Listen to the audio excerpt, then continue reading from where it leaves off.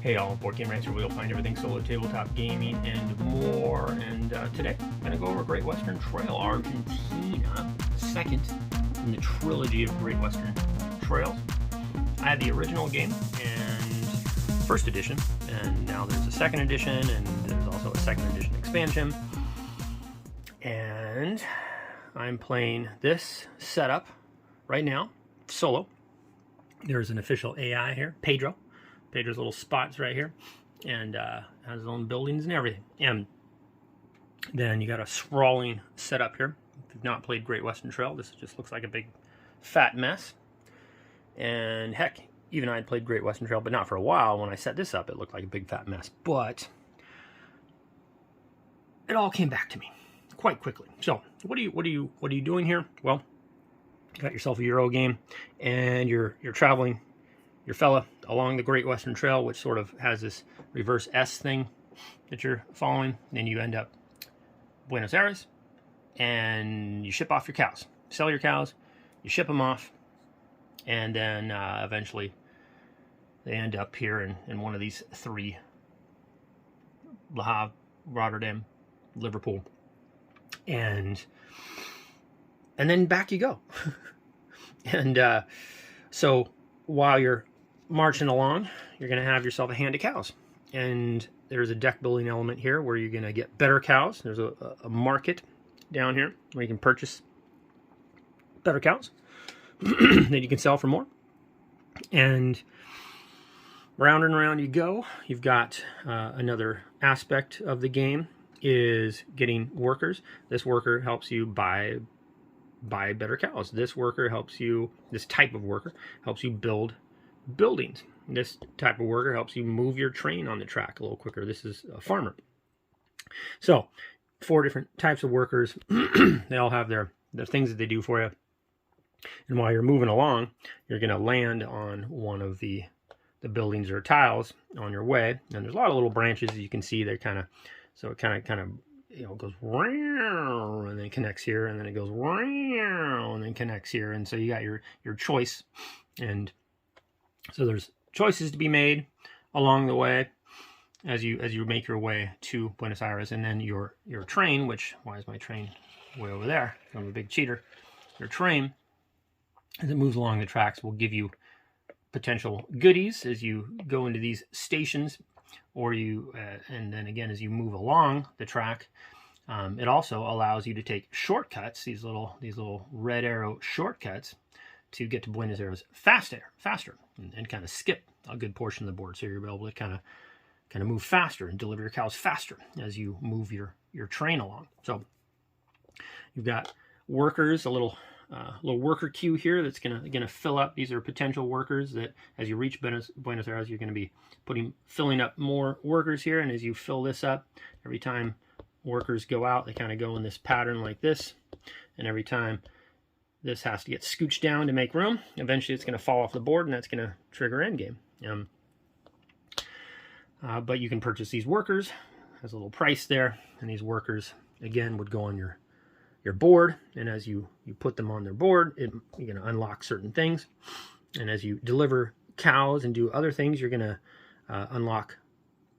upgrade your board, basically, because you're only allowed to do certain things so much. But if you unlock this, instead of moving my guy 3 spaces each turn, I'll be able to move him up to 5 spaces each turn.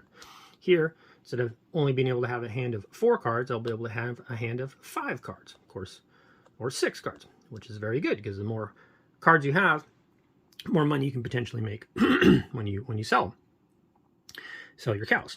And then there's a worker, a strength aspect in this game that's unique, different from these little boomerang looking things. The strength allows you to help these farmers, which then pulls these tiles off the board, which then will count as points to you, or you can, if you spend the money, you can flip them over and fill up this thing. There's all sorts of different ways to score at the end. You're going to be scoring based on the victory points at the bottom of your cows.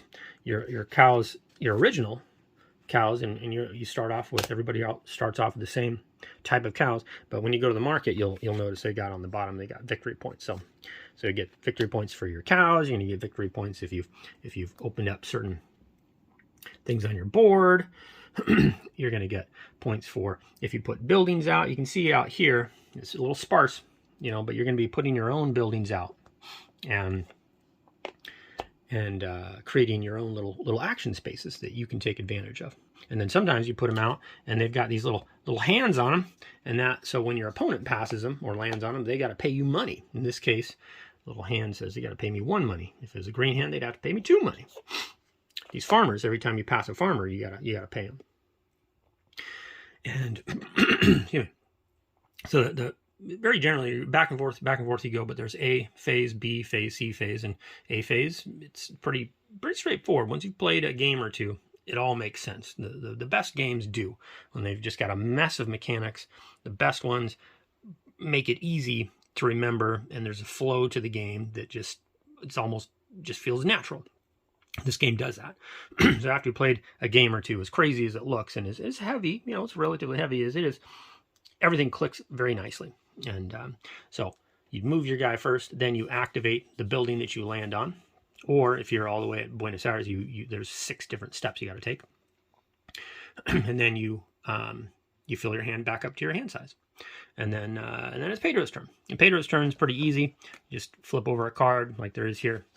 And Pedro moves X number of spaces, in this case 2. And then does a little action. There's objective cards. Objective cards are sort of little end game scoring things here. And then there's these bags with A, B, C. These have your workers in them. These are going to go and replace, as these workers go, you know, become available, workers to hire, and you'll fill this up with the stuff in the bags, and then this ticks down and ends the game. And you'll be putting buildings out here in these spaces. You know, farmers are gonna come out. Like if this farmer does come out, they don't never hire a farmer. They don't end up out here. They just go right to his orange spot. So here's the orange farmer, here's the green, here's the blue, and they just go in their spots there. So if you choose to, once you're going around with your character, you know, if I choose to go, a little arrow says if I choose to go this way, I go through here and I have to hit these farmers. These guys are expensive. Two money each to pass through them. And if you don't have the money, you just go right through. But if you have the money, you have to pay it. So there's plenty to do and lots of different ways to score points. And you're usually going to want to pick a strategy, like a cow strategy or a worker strategy, let's say, and really focus on that and dig into it to maximize your points. And so very generally, what do I think about this game? It's fantastic. This is kind of the quintessential Euro experience that I love. It has the deck building. It's got not really a worker placement, but you got this little path. It's almost like Monopoly. Almost kind of just go around and around and around. And as you're going, you know, more buildings are going to end up out here. Pedro's going to put buildings out potentially to get in your way. Makes it harder because you got to stop at these. So they count as spaces once they've got a tile in them. So it gets a little harder to move around faster, but you can boost up your speed here. And yeah, when you get to Buenos Aires, actually you trade in your cows, then you ship your cows, you put little tokens on these ships based on, like, if I sold $10 worth of cows, I could put a token on this 9 ship or 8 all the way down to 0. And where you grab those tokens is right here. And that's how you get, it's probably the main way you get tokens off your board and unlock these little extra actions here. You unlock how fast you can move here. You unlock how many cards you can have in your hand there. You can also sometimes put them directly up on these different 3 boards. You can also upgrade these. If you get your train to go around the tracks, you can place the little tokens on these if your train reaches them. So unlocking your board is a huge part of what you're doing, and depending on your strategy, you'll want to unlock certain spots before you do others, kind of thing. So the game, though, setup is going to take you a good 15 minutes. There's a lot here to set up. And then playtime, I usually kind of take my time. I just really enjoy all the different steps and how it builds up. So 1.5 to 2 hours, and then if you're going to put it all away, you know, another. Well, if you reset it, I played this game I played it 5 times now. I'm set up for my 6th time, and so yeah, set up and tear down. You know, from shelf to shelf, you're looking 2.5 hours. I think a person could play faster than that, but I have no problem with that because I just enjoy the game so much. And it does take up a lot of table space, though, as you can see. I mean, you're not going to be able to just fit this on your average coffee table, you know, 3x3 coffee table. It's sprawling, and that's why I have this little, you know, more and more games. I'm getting tired of having to reach across vast space to move something. So I've got my little eraser guy here that helps me shift things around. And so it is a table hog. I don't have really an issue with the components. I think they're pretty good. I do appreciate especially the boxing. The storage solution is well done here. You've got also these boards. They've got the double layers, you know, so your stuff isn't sliding all over, but got good storage solution here. They did a great job with that. A lot of games are struggling more and more with that, I think. The theme is, well, you know, like most Euros, fairly pasted on, but it makes sense. You know, you're going on this trail, and is it great? Does it feel Western? I don't know. Whatever. It's loosely makes sense, though. So thematically, if you're really into theme, then you know, you're probably going to want to play a Euro from, you know, like On Mars or something. But here, it makes sense enough. It's not feeling totally pasted on. The rulebook, I thought the rulebook did a pretty fine job. There is the main rulebook here. You know, it's a lot of small writing and stuff, but it is one of those that does, especially when I played this game before, it really clicked really quick. Then you got the Way of the Gaucho, if I'm saying that right. This is the when you're playing against Pedro. This is the it's pretty quick too. Pedro runs very fast. The AI is very easy to operate here, and there's just 4 pages of that. Well, really, there's only 3 pages because the first one's just setup. But this is, you know, you've got some details and stuff to go through here. But like many of the Euro greats, if you play it 1 or 2 times, it all just starts to make sense.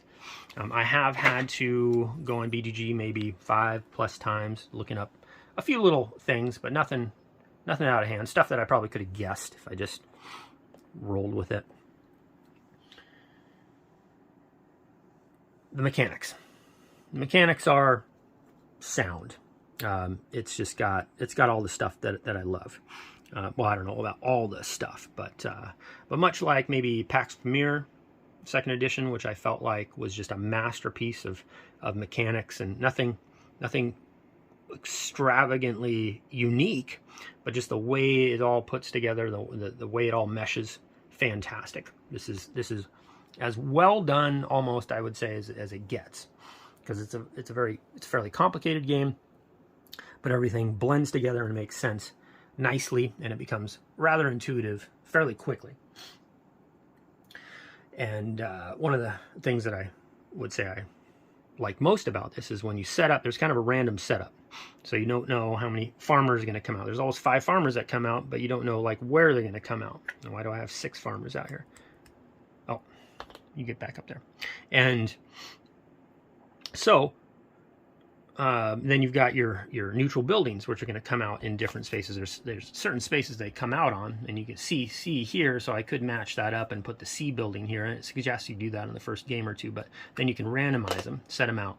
You know, this one, you know, if I land on it, it's going to allow me to move my train based on how many red workers I have, which is, you know, these pre-printed ones always count, so 1. And then it allows me to do an auxiliary action, a double auxiliary action. So if I have, here's my auxiliary actions. If I have both that off, I'd get to get 2 coins basically in this case, you know. Or you might land on this, which says discard a black 2 cow. If I had one, which I don't, I'd get 2 money, and then I'd be able to purchase a cow from the market. This one, discard a green 2 cow for 2 money. Well, I happen to, my first hand, I started off with 3 of those, so I get to discard 1, get 2 points, and then based on my carpenters, I'd be able to build buildings. So I'd only be able to build these first couple buildings because I only got 1 carpenter. But the actions on these are very straightforward. Once you get into this one, says discard any 2 of the same cows get 2 money, and then move your train on the track. So very quick, snappy turns take place once you get rolling. And Pedro, again, very quick. You get to get right back to your game. Pedro is very well done, very quick. There's 3 different levels of difficulty. They're hard. I got annihilated on. Easy, I had 1, and it was easy. And then normal, I have won 1 time, and I've lost twice playing normal. So I'm either not very good at this game, I mean, I doubt I'm very good at this game. But that is a wonderful level of challenge, and it's well done to where you know there's a little racing aspect to it. You know, if it keeps going up and delivering cows, and every time you deliver cows, you put more workers out here, and then this thing ticks down. You know, the pace of the game greatly speeds up, and that affects lots of stuff. You can't just take your time and meander on the trail and take advantage of every single action, because Pedro, depending on the difficulty you're playing on, moves fast or slower, and you don't want to get left behind too bad. So good solo design, great. You know, with the 3 difficulty levels, you can really mix it up. The replayability here is wonderful because, again, these neutral buildings come out in different spots each time. The workers available, you know, come out different each time. So sometimes I've had this where there's mostly these green guys, and these guys help you buy cows. So it's like, okay, I guess I'm gonna kind of go for a cow strategy this turn, maybe. But then you can see some of the buildings that maybe are up here, that as you move your train along, you're not going to have to go this far to reach Buenos Aires. You're going to be able to put your cows on trains and get to Buenos Aires faster, which gets to the ships, which gets to the... Anyway, you might, near the end game, you're not even going to be using these tiles up here. So what tiles are you going to hit first? You know, I'm going to be able to buy cows straight off the... You know, every time I come back, and you kind of do your thing and you come back, you develop strategies based on how the setup occurs. There's 10 buildings, and they're double-sided. So depending on if you're on the A side or the B side, that's going to change your strategy, because you can just see the types of actions are available. So strong sense of replayability here. That yeah, keeps me. I'm approaching my 6th game here, and I feel like I'm just now starting to feel like, okay, it's really getting good now, you know. So that says a lot about replayability for me. So anyway, that's about all I can say. Great game. Solo is fantastic. Oh yeah, and you know, one of the things that you got a little 3D printer, and you can put these little hands out, because that's one of the things you forget is as you pass, you know, across things. You know, this building out, you might forget, ah, crap, Pedro owed me money. Now you put a little hand here so that I can remember, because the pace does occur, and it can become a little easier to forget stuff. Anyway, good stuff. Great Western Trail, Argentina. Thank you for watching. I'm Board Gamer Rants, and I'm out.